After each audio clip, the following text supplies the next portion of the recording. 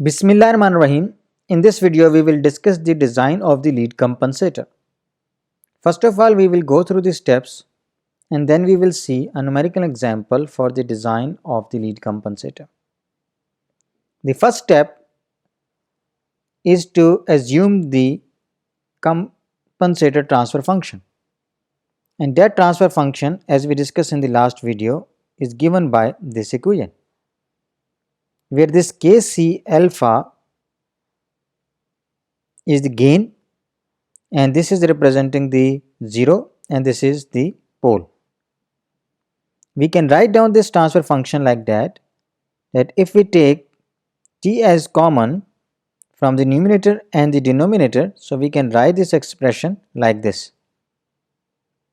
And we know that for the lead compensator, the range of alpha is from 0 to 1. So now let's define that this Kc alpha is equal to k. So then we can write down this transfer function given by, let's suppose, equation 1 with the help of this equation 2. That is, the transfer function is equal to k times ts plus 1 divided by alpha ts plus 1. So when we are going to compensate a system, we are going to connect this compensator in series. Here you can say this is the system, this is the compensator, and this is the feedback loop.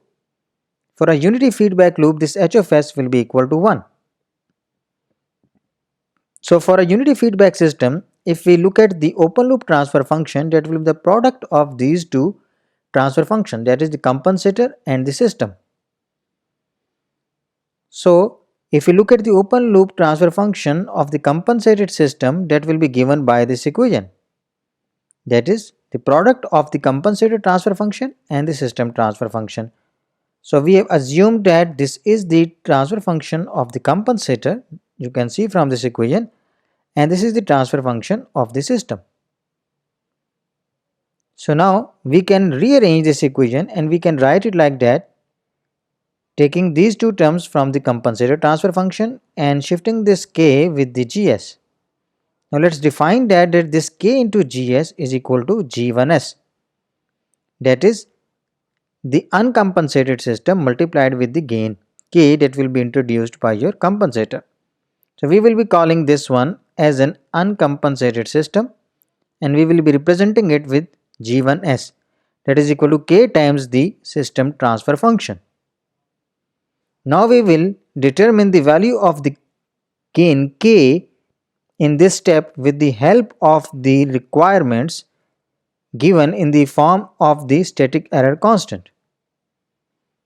So from the first step, you are going to determine the value of the k satisfying the requirements on all given static error constants. Now the next step in the design is that now using this value of the gain k which you have determined in this step, you are going to draw the Bode plot of the uncompensated system, that is G1s, and you are going to look at the phase margin of the uncompensated system. So step 1 is to determine the gain k, and then using that gain k you are looking for the phase margin of the system. And then you will see that how much it is different from the required value. The gain in the phase margin will be specified, desired phase margin, and you will see the difference between the actual and the desired phase margin. The angle difference will be introduced by your lead compensator. So in this step 3, we are going to determine the necessary phase lead angle to be added in the system. Let's suppose that the required phase margin is phi r, this one, and phi is the phase margin calculated in step 2, that is the phase margin of the uncompensated system. The difference of these two is to be introduced by your compensator, because this is the required value of the phase margin and this is the phase margin of your uncompensated system. So difference will be compensated by the compensator, and now additionally we will be adding 5 to 12 degree to the phase lead angle that is required, because the addition of the lead compensator shifts the gain crossover frequency to the right and decreases the phase margin. So we will have to compensate for that phase as well. That is the phase of the compensator itself, right? So this is the required phase margin. This is the phase margin of your system, uncompensated system, and this is the error, that is basically this one, 5 to 12 degree, that we are going to add because of the compensator itself, right? So this is taken between 5 to 12 degrees. So this is the phase margin, phase angle that is to be introduced by your lead compensator. So let's consider it as the phi m, that is the maximum phase that is to be introduced by your lead compensator. So first step was to determine K, the second step was to determine the phase margin of the uncompensated system, and then the third step is to determine how much phase is to be introduced by your lead compensator, and you are going to consider that one as the phi m, that is the maximum phase of your lead compensator. Then in the next step you will determine the attenuation factor of the lead compensator with the help of this equation. You know the phi m that is to be introduced by your lead compensator. So using that information you can determine alpha with the help of this equation that we derived in the last video. After determining this one, you are going to determine the frequency which is corresponding to the maximum phase that will be introduced by your lead compensator. So determine the omega m where the magnitude of the uncompensated system is equal to 10 log of alpha. So phi m is basically the frequency selected at which the magnitude of your uncompensated system becomes equal to 10 log of alpha. And we will be selecting this frequency as the new gain crossover frequency. And by selecting this frequency equal to the gain crossover frequency, which corresponds to this omega m, that is equal to 1 by under root alpha into t, so maximum phase shift will occur at this frequency, and using this information we can determine the value of the t. So once you determine the value of the t, you can determine the 0 of the lead compensator, because for that the frequency is equal to 1 by t, and the pole of the lead compensator is calculated with the help of this equation, right?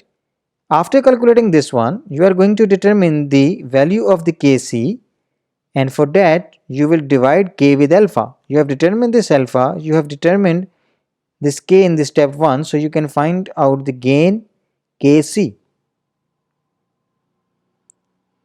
Now the last step is to check the gain margin to be sure that it is satisfactory. If it is not satisfactory, then you will have to repeat the design process by modifying the pole 0 location of the compensator until the satisfactory results are obtained. Now let's look at all of these steps with the help of an example. Let's suppose that we have this closed loop system. This is the system whose transfer function is 12 by s into s plus 2, and it's the unity feedback system that you can observe in this diagram. So we are supposed to design a lead compensator such that the closed loop system satisfies the following specifications. What is those specifications? That is, the static velocity constant is 24 per second, and the required phase margin is 55 degree, and the gain margin should be greater than 13 dB. So we are going to introduce a compensator over here. Let's suppose that is GCS, such that the overall phase margin is 55 degree, gain margin is 13 dB, and this velocity constant is also satisfied. So the first step is to assume the transfer function of the compensator. So we are going to introduce this compensator over here. You can look at it, this loop now. This is our system. We are going to introduce the lead compensator in series. It will compensate for the required angle, and this will be equal to 1 because we have the unity feedback system, and we have already seen that the gain K is equal to Kc into alpha. So we have now you can see over here the system transfer function was equal to 12 over s into s plus 2. So we have multiplied it with k to get g1s. So system transfer function is this one. G1s is obtained by multiplying the system transfer function with k. So G1s, that is the uncompensated system, that is given by this expression. Now how to determine the k? We know the static velocity error constant, and how we define the static velocity constant, that is limit s is approaching to 0 s into open loop transfer function, and the open loop transfer function is this one, that is the product of these two. So that is the product of kgs into compensated transfer function, that is assumed like that, ts plus 1 divided by alpha ts plus 1. So now if we take up these values, we are going to take this value from here, and that you can see over here, and this is g1s multiplied with s, and we are going to apply the limit that s is approaching to 0. If you simplify, you will get this one equal to 6k. So kv should be equal to 6k, and we know the value of kv that is given to us, specified, that should be 24. So taking it equal to 24, k will be equal to 4. So this k should be equal to 4. Now if we take this k equal to 4, so what about this transfer function g1s? G1s, that is equal to kgs, will be equal to now 48 by s into s plus 2. So this is the uncompensated transfer function, and you can observe over here, this is the second order transfer function, second order system, right?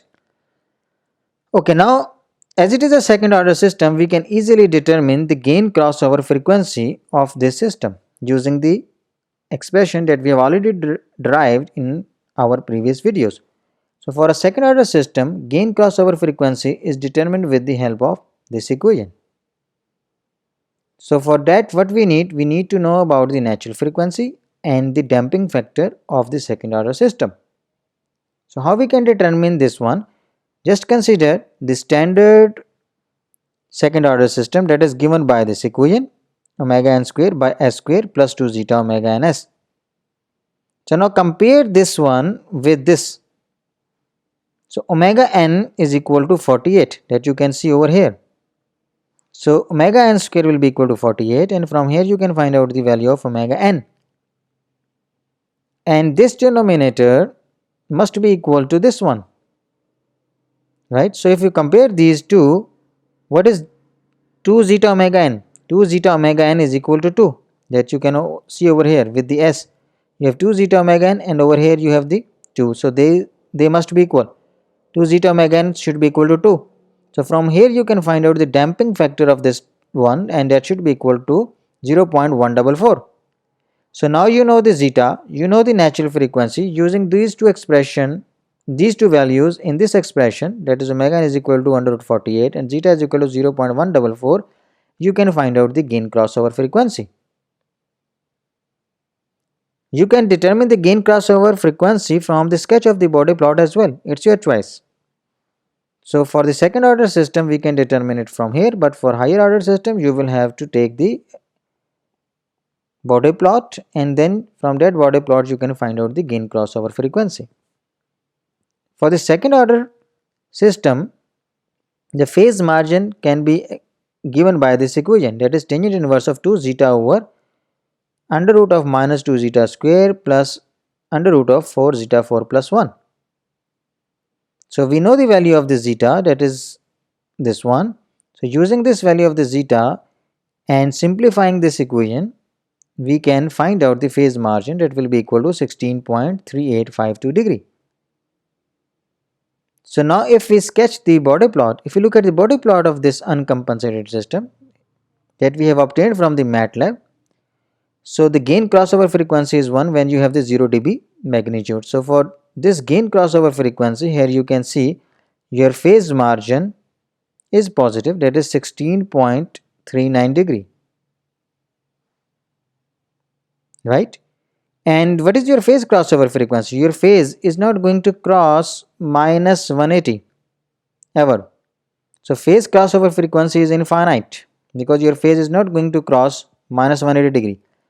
And the frequency at which your phase crosses minus 180 degree is basically the phase crossover frequency. So it is infinite over here. if you look at the body plot. So what about your gain margin? Your gain margin is infinite, because here you can see we have the negative dBs from this point onward, and we have still not got phase crossover frequency. So your gain margin will be very high, because if you will be approaching to the infinite frequency, very high frequency, this difference will be increasing. So your gain margin will be approaching to infinity. So for this uncompensated system, G1s, that is equal to K into G of S, the phase margin is 16.4 degree at this frequency.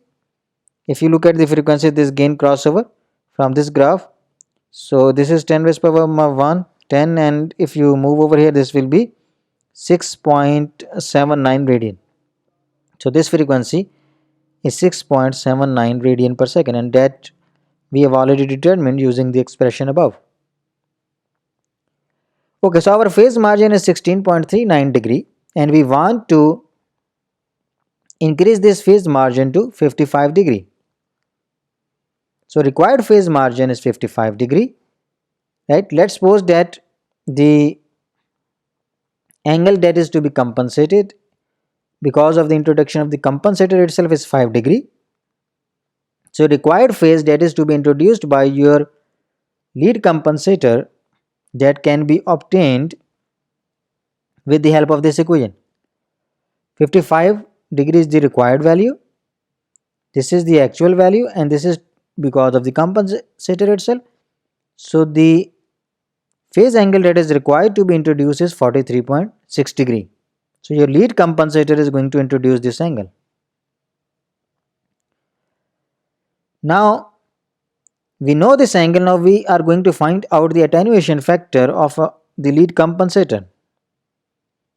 That gives us the difference between pole and zero frequency, because we know that 0 is at minus 1 by t and the pole is at minus 1 by alpha t.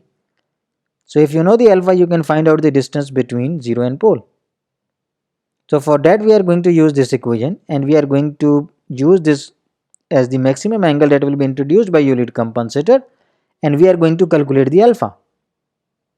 So alpha will be equal to 0.1837 to get the required phase from your lead compensator, right? Okay, now let's look at the step 5. So we are going to find out 10 log of this alpha that we have calculated over here. So 10 log of alpha will be equal to 10 log of 0.1837, it is minus 7.36 dB. So now again we are going to look at the body plot of the uncompensated system, and in this system, in this body plot, we are going to look for this magnitude minus 7.36 degree, that is this point, and we are going to look at the corresponding frequency. That frequency is 10.6 radian per second. At this point our magnitude is minus 7.36 dB, right? So we have determined this point, this frequency, basically the frequency at which the gain of the uncompensated system is minus 7.36 dB. So what we are going to do the next, we are going to consider this frequency as omega m, the frequency corresponding to the maximum phase that is going to be introduced by your lead compensator. So considering it as the maximum frequency, the frequency corresponding to the maximum phase, so if it is the frequency corresponding to the maximum phase, we can use this expression that we have derived in the last video. That is basically the geometric mean of two frequencies, zero and the corner zero frequency and the pole frequency. So from here we can find out the value of the t, that will be given by this expression, and we know the value of omega m that we have calculated, it is 10.6 radian per second, and this alpha we have considered 0.1837. So we can find out 1 by t, that will be equal to 4.497, right? So your 0 will be positioned at this point, at the real axis, negative real axis. Okay, so we know now the 0 position or the frequency of the 0. Now we can find out the frequency of the pole, that is 1 by alpha t. So we know the value for alpha and 1 by t. So the pole will be at frequency 24.98, the corner frequency of your pole. Now we can calculate the gain k, that is equal to kc into alpha, and from this equation we can write that kc is equal to k by alpha. This we have calculated in step 1, that was equal to 4. This is from step 1, and alpha that we have calculated in step 4. So taking this value of the alpha, we can find out kc, that will be equal to 22.22. So we assumed this as the transfer function of the compensator. Now we are just going to use the values in this one. We have calculated kc, that you can see over kc into alpha. kc is 22.22 and the alpha, that is already calculated. So the product of these two will be 3.99. Then we have calculated 1 by t, so taking the inverse of that one you will get t. So alpha is also known, so alpha into t will be this one. So this is the transfer function of our compensator, this one. So if we introduce this compensator in series with our system, so we will get the required phase margin. So transfer function of the compensated system, that is the product of the system and the compensated transfer function, that will be this one. This is the system transfer function and the compensated transfer function, and the compensated transfer function is derived over here. Now if we use the MATLAB to determine the gain crossover and phase margin and the gain margin, so you will get these values. So how to get these one? Get this transfer function, first of all compensated transfer function, and then look at its body plot. So here you can see the body plot of the compensated system. This is the gain crossover frequency, the frequency at which your gain is equal to 0. So now this frequency is 10.5 radian per second, right? And at this, look at the phase margin. This is equal to 54.8 degree. So we were desiring 55 degrees, so it's very close to that one. And what about phase crossover frequency? It is infinite. Your phase is not crossing minus 180 degree. So that's why your gain margin is infinite. The required value was 13 dB plus. So it is infinite. Very good. So we have designed a compensator that we are going to add in series with our system transfer function to improve its phase margin from about 13 degree to 55 degree. Right? Now we look at an electrical network with the help of which we can implement the lead compensator. There are many ways to implement the lead compensator, but in this video we will discuss only this electrical network. Here you can see a capacitor that is connected in parallel with a resistance R1, and this whole assembly is in series with R2. You are applying the voltage Vi over here and you are going to get output voltage across the resistance R2. So for this network you can say that this current I is the sum of this I1 and this current I2. So you can write down this equation. Now the I1 is the current in the capacitor that is determined by looking at the voltage across this capacitor. So the voltage across the capacitor is Vi minus V0. So taking the derivative of this and multiplying it with C, you will get the current in the capacitor. And then the current in the resistance will be obtained Vi minus V0 divided by the resistance. So this is the current in the resistance R1, and that should be equal to the current I that is passing through this resistance. So that will be equal to V0 by R2. Now if we take the Laplace transform of the equation 1, so we are going to get this equation. And if we do some mathematical operations, we can rearrange to get this equation. All the terms with the input voltage Vi are on this side and all the terms with the output voltage are on this side. Now if we simplify this one in terms of the transfer function, so output voltage can be related with the input voltage with the help of this equation. And if we simplify, we will get this equation. So in this we are going to assume that this R1 into C is equal to T. So this can be written as S plus 1 by T. Right? Now in this part R1 into C is the T, and we know that for the lead compensator this should be 1 by alpha T. It means the alpha should be the inverse of this. Right? So you can see this one, 1 by alpha is equal to R1 plus R2 by R2. So alpha will be equal to R2 over R1 plus R2.